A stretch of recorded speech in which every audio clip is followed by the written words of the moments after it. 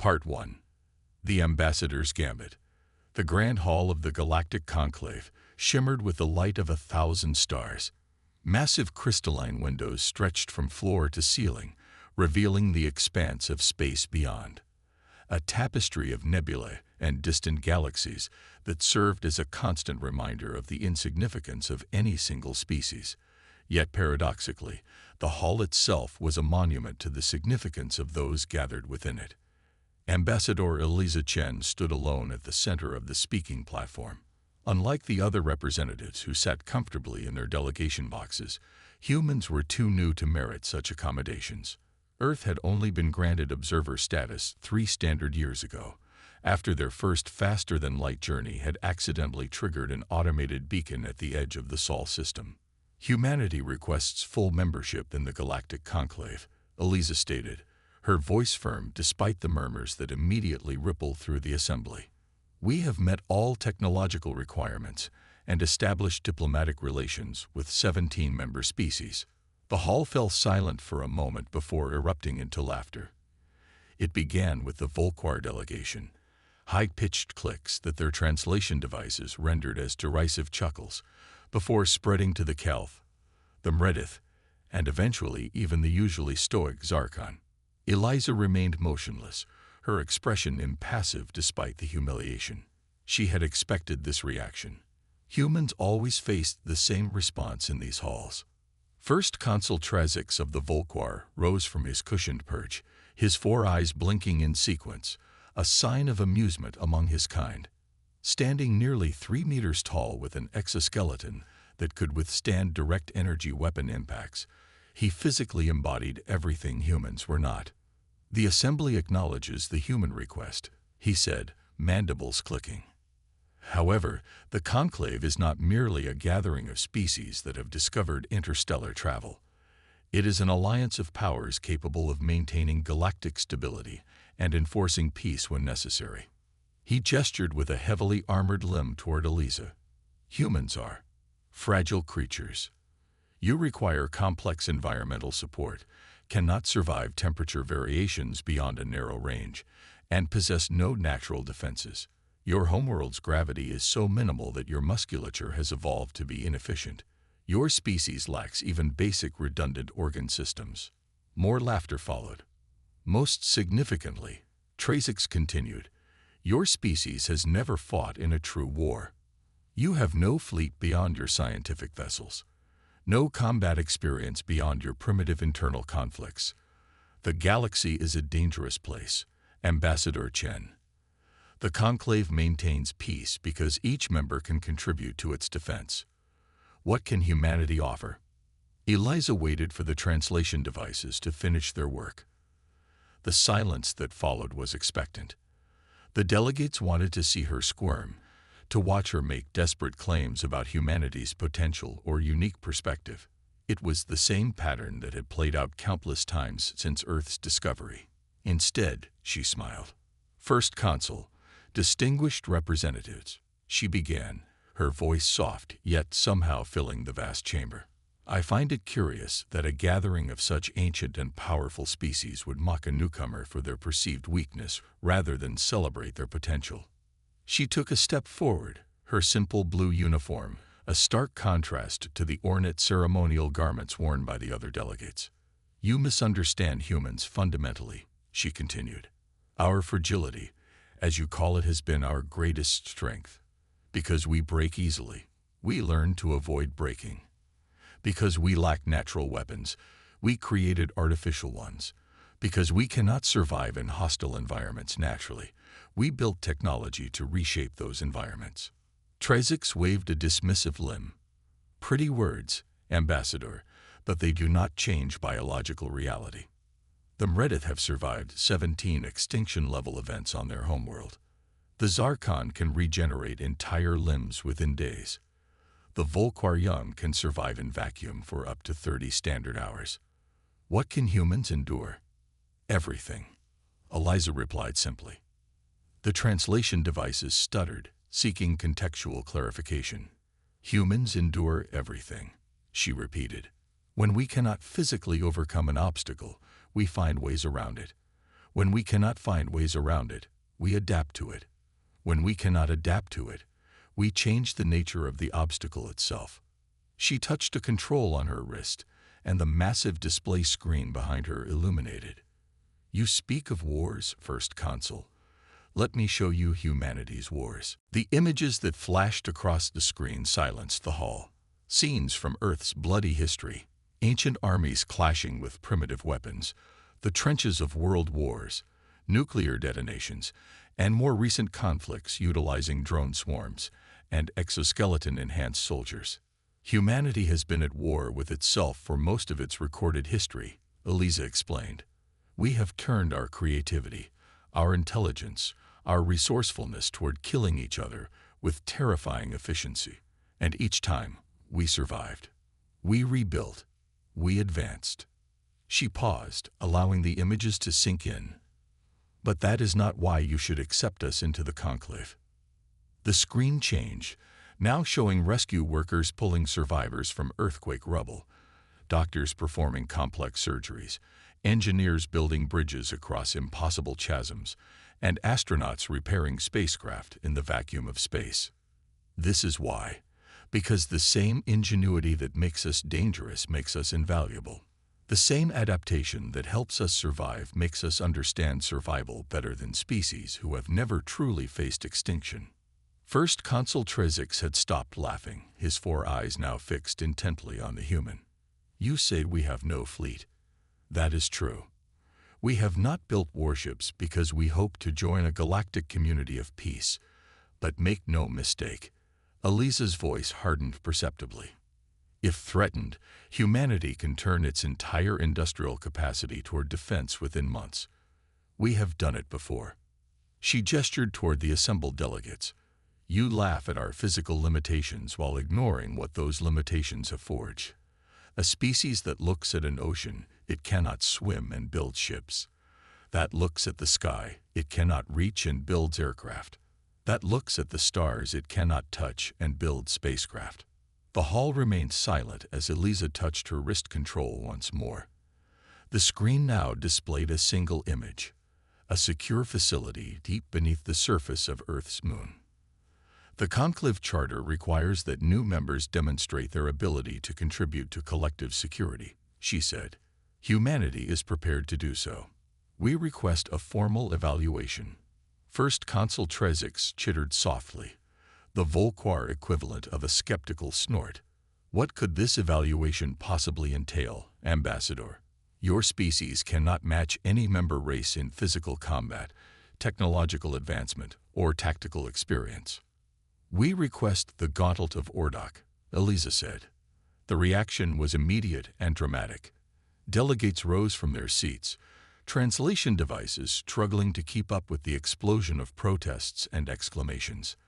The Gauntlet of Ordok was an ancient tradition, rarely invoked, a brutal series of challenges designed to test the mettle of warrior races seeking to prove themselves.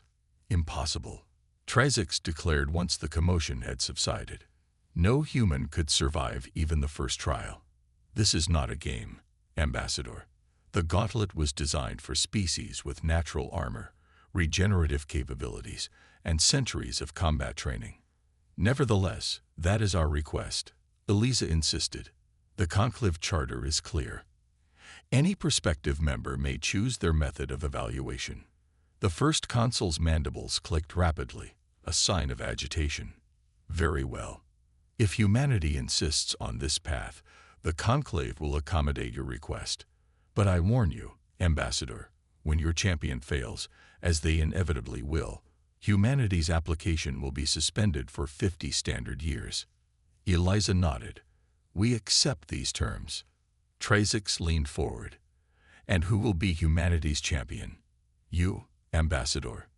No, she replied. We will send our specialist. A specialist. The First Consul's voice carried a note of curiosity. Does this specialist have a name? Commander Malik, Eliza said. And I suggest the Conclave prepare thoroughly. Humans don't like to lose. As she turned to leave the chamber, whispers followed her. Most delegates assumed this was a desperate ploy, a final gesture of defiance before humanity accepted its minor role in galactic affairs. What could one human possibly do against challenges that had broken most fearsome warrior species in the galaxy? They would soon find out. Back on her ship, Eliza sent a secure transmission to Earth.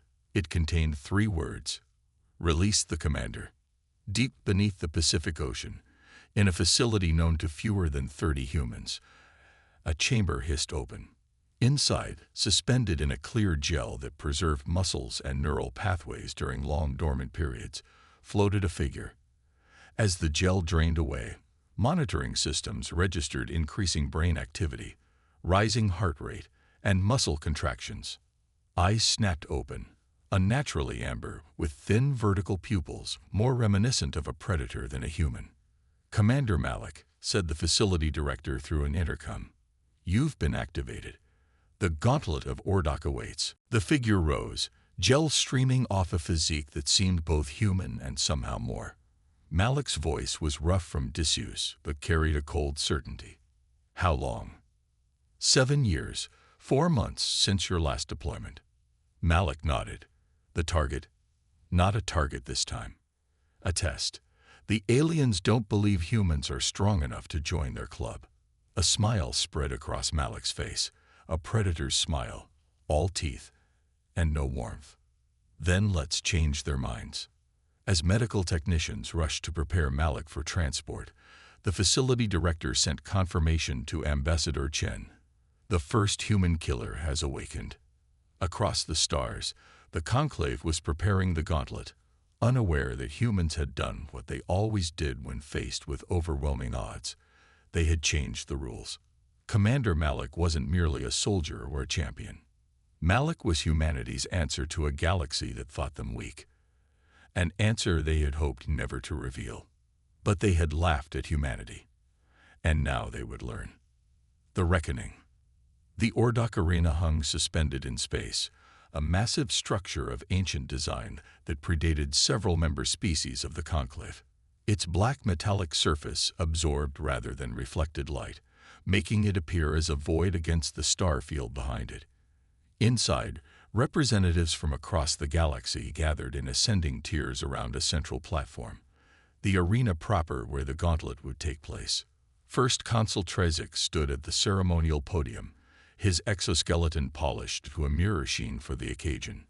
Beside him, the high arbiters of the Conclave, representatives of the founding races, watched impassively as the final preparations were made. This proceeding marks the first invocation of the Gauntlet of Ordok in over 2 centuries. Trezik announced, his voice amplified throughout the arena. Humanity has chosen this path to demonstrate their worthiness for full membership in the Galactic Conclave. In the diplomatic section, Ambassador Chen sat alone, her posture relaxed despite the tension evident throughout the arena. Several delegates had approached her before the ceremony, offering discreet opportunities to withdraw humanity's challenge. She had declined each one with the same polite smile. "Let us review the 5 trials," Trezik continued. "First, the trial of endurance, surviving the vacuum of space without protective equipment. Second, the trial of strength, combat against a Mredith war beast. Third, the trial of will, resistance to the psychic probes of the Zarkon. Fourth, the trial of cunning, navigating the Volquar labyrinths. And finally, the trial of sacrifice, which shall remain undisclosed until the time comes." Murmurs spread through the audience. The gauntlet was legendary for its brutality, designed specifically to test the limits of even the most advanced species. No single being had ever completed all 5 trials. "Bring forth humanity's champion," Trezik commanded. A platform rose from below, and Commander Malik stepped forward. Malik was tall for a human but otherwise unremarkable in appearance, at least at first glance. Dressed in a simple black bodysuit that covered everything except the face and hands, Malik's physique appeared lean rather than imposing. It was only when one looked closer that the oddities became apparent. The too fluid movement, the unnaturally amber eyes, the absolute stillness when not in motion. Several delegates leaned forward, optical enhancements whirring as they attempted to analyze the human. Their confusion was evident. Scans showed both organic and synthetic components, but integrated in ways their technology couldn't fully interpret. "State your name for the record," Trazix said. "Commander Malik," came the reply, the voice neither distinctly male nor female, but carrying an unsettling resonance. "You understand the nature of these trials, that they may result in your permanent incapacitation or death." "I understand." Trazix's mandibles clicked in what might have been satisfaction. "Then let the gauntlet begin with the trial of endurance." The floor beneath Malik suddenly disappeared, revealing the void of space. Without hesitation, the human dropped through, making no attempt to grab the edges. The trial of endurance tests survivability in the natural environment of space, Trazix explained to the assembly as external cameras tracked Malik's descent into the vacuum. The candidate must survive for 3 standard minutes without protection. On the screens, Malik floated calmly, making no desperate movements, showing no signs of the immediate distress that should affect any unprotected being in vacuum. Instead, a thin crystalline film seemed to form over the exposed skin of the face, while the bodysuit expanded slightly to create pressure. "Impossible," whispered a Kelth scientist, their sensors trained on the human. "The epidermis is transforming, creating a natural seal, and the lung activity has ceased entirely." As the 3-minute mark approached, Trazix appeared increasingly agitated. The human showed no signs of distress, merely floating, eyes open and alert, occasionally making small adjustments to position with minimal hand movements. "Return the candidate," he finally ordered. As Malik was retrieved and the floor resealed, the arena erupted in confused discussions. No species was supposed to adapt so quickly to the vacuum. It defied biological understanding. Malik stood in the center, breathing normally as if nothing had happened. "Explain," demanded Trazix. "Bioengineered dermal crystallization," Malik replied calmly. "Oxygen reserves in modified hemoglobin structures. Temporary metabolic suspension. Standard human adaptations for vacuum exposure." "Standard." A Zarkon delegate rose in protest. "These are not standard human capabilities." Ambassador Chen activated her communication channel. "Commander Malik represents humanity's response to environmental challenges. Everything the commander can do results from human innovation and adaptation." Trazix's eyes narrowed. "Proceed to the trial of strength." A massive door opened in the arena wall, and a Meredith war beast lumbered through. 3 meters tall, covered in armored plates, with multiple limbs ending in razor-sharp claws. The creature had been bred over millennia for combat, its genetics optimized for killing. "The candidate must subdue the war beast without weapons," Trazix announced, a note of satisfaction entering his voice. "The trial ends when one combatant can no longer continue." The war beast charged immediately, covering the distance to Malik with surprising speed for its size. The human didn't move until the last possible moment, then sidestepped with impossible precision, one hand striking out to touch the creature's flank as it passed. The beast roared and turned for another attack, but its movements were already slowing, becoming erratic. It stumbled, tried to regain its footing, then collapsed, its breathing labored. Silence fell over the arena. "What did you do?" Trazix demanded. "Targeted neurotoxin," Malik explained. "Harmless to most species, but specifically designed to temporarily paralyze Meredith cellular structures. It will recover in approximately 1 hour." The implication was clear. The human had come prepared with specific countermeasures for each trial species. This wasn't improvisation, it was methodical preparation.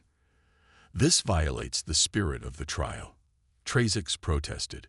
"No weapons were permitted." "No external weapons were used," Ambassador Chen countered. "The commander's biology is the result of human adaptation. Is it our fault that your definition of biology is too limited?" The High Arbiters conferred briefly before nodding. The trial was considered complete. Trazix's agitation was now obvious. The trial of will shall commence immediately. 3 Zarkon psychics glided forward, their translucent bodies pulsing with neural energy. The Zarkon were legendary for their mental abilities, capable of breaking the strongest minds and extracting any information. The candidate must resist psychic intrusion for 5 standard minutes. Trazix explained, "Few non-Zarkon have ever succeeded." The psychics surrounded Malik, their appendages rising as they initiated contact. The arena's systems monitored the intense psychic energy directed at the human. What happened next astonished even the Zarkon. Instead of resistance, Malik's mind seemed to fragment into thousands of parallel processes, each with its own defensive mechanisms. When the psychics attempted to penetrate one mental layer, they found themselves trapped in recursive loops, false memories, and mathematical paradoxes. One of the Zarkons suddenly withdrew, its body flickering in distress. The second followed moments later. The third and most powerful maintained contact for nearly 4 minutes before finally breaking away, its translucent form clouded with strain. The human mind. It communicated weakly. It is not one mind at all. It is many. Malik remained unaffected, standing in the same position, eyes focused ahead. Ambassador Chen's voice carried through the stunned silence. Neural networking is another human adaptation. Commander Malik's consciousness operates across multiple synthetic and organic substrates simultaneously. You cannot break a mind that exists in many places at once. The implication sent shivers through the assembly. If one human could resist the Zarkon, what could many do together? The trial of cunning, Trazix announced, his voice notably less triumphant now. The floor transformed into a complex labyrinth of shifting corridors, deadly traps, and optical illusions, a replica of the infamous Volquar hunting grounds where their young proved their worth. The candidate must reach the center within 10 minutes. Trazix explained, "The path changes constantly, and false paths lead to certain death." Malik surveyed the labyrinth briefly, then moved with purpose, not hesitating at intersections, seeming to anticipate each shift before it occurred. When a floor collapsed, revealing a pit of corrosive fluid, Malik was already leaping to safety.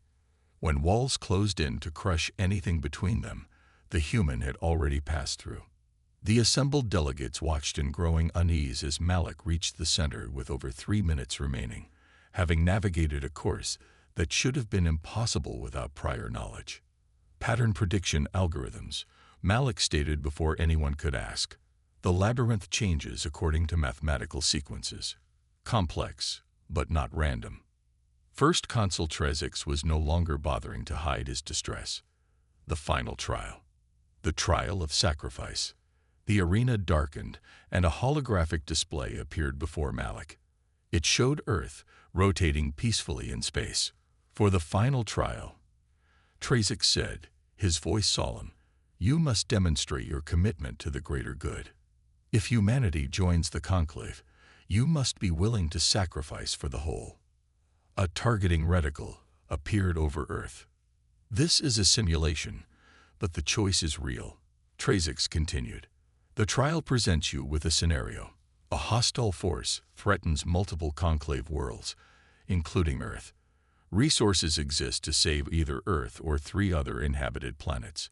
As humanity's representative, you must decide."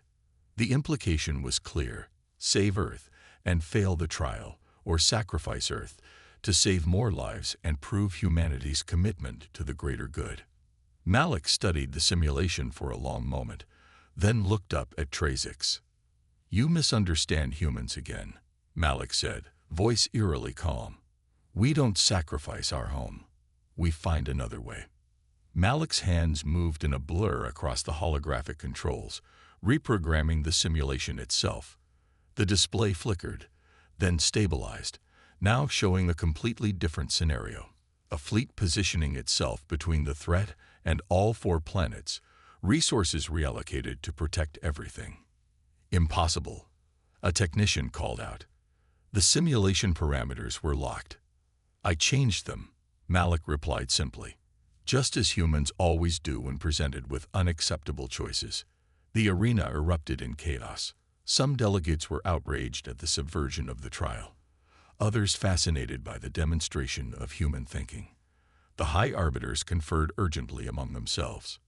First Consul Trezix raised his limbs for silence. This is unprecedented. The trial was specifically designed to test loyalty to the conclave above individual interests. And it failed, Ambassador Chen said, standing now. It failed because it was based on a false premise, that sacrifice is the highest form of loyalty. Humans demonstrate loyalty by refusing to accept the necessity of sacrifice in the first place. We rewrite the rules of the game when the game itself is flawed. She gestured toward Malik. What you've witnessed today isn't just a demonstration of one enhanced human's capabilities. It's a demonstration of human thinking. We don't accept limitations. We don't respect boundaries. When faced with impossible situations, we change the situation itself. The High Arbiters finished their discussion and approached the central podium.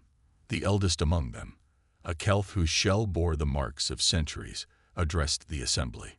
The gauntlet of Ordok has been completed, though in a manner none could have anticipated. The human candidate has demonstrated not just survival, but innovation, not just strength, but adaptation. These qualities are indeed valuable to the conclave. The arena fell silent, awaiting the verdict. Humanity is granted probationary membership in the Galactic Conclave, effective immediately. As celebrations erupted among the few human observers present, First Consul Trezix approached Ambassador Chen privately. "You deceived us," he accused. "This Malik is not a typical human." "I never claimed Malik was typical," Chen replied. "I said Malik represents humanity's response to challenges. Everything you saw today, the bioengineering, the neural networks, the adaptive thinking, all of it stems from human ingenuity. And how many more like Malik does humanity possess?" Chen smiled. "That would be classified information, First Consul. But I'll tell you this. Malik is our first, not our last, nor our most advanced." Trezix's mandibles clicked rapidly in alarm. The conclave will want assurances that these capabilities will not be turned against member worlds. Of course, Chen agreed. Humanity seeks peaceful cooperation. But remember, First Consul, you laughed at us, called us weak, fragile. That was a mistake you won't make again. As she walked away to join her champion, the other delegates gave them a wide berth, eyeing Malik with newfound respect and trepidation. In the end, they had laughed at humanity's weakness, never understanding that humans had turned their weaknesses into their greatest strength. They had mocked humanity's fragility, not realizing that this fragility had driven humans to overcome limitations in ways no naturally durable species ever needed to consider. They had laughed at humanity until they witnessed what one human could do. They weren't laughing anymore.